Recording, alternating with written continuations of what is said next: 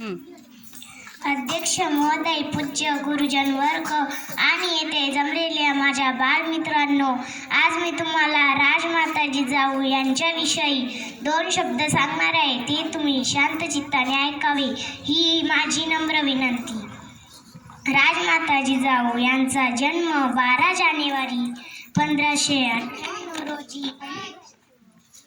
1598 रोजी बुलढाणा जिल्ह्यातील सिंदखेड राजा येथे झाला. त्यांच्या आईचे नाव म्हाळसाई तर वडिलांचे नाव लखुजीराव जाधव असे होते. त्या बालपणापासून जिद्दी, कारारी, बाणेदार तसेच मायाळू स्वभावाच्या होत्या.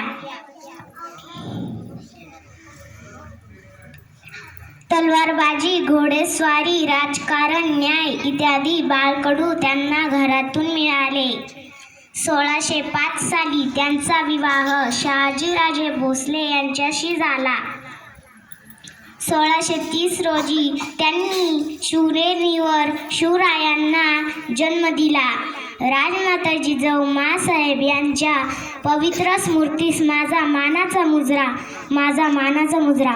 थोर तुमचे कर्म जिजाऊ, थोर तुमचे कर्म जिजाऊ, उपकार कधी न फिटणार.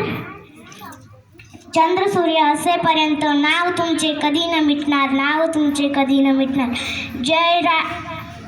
जय शिवाजी, जय शिवराय.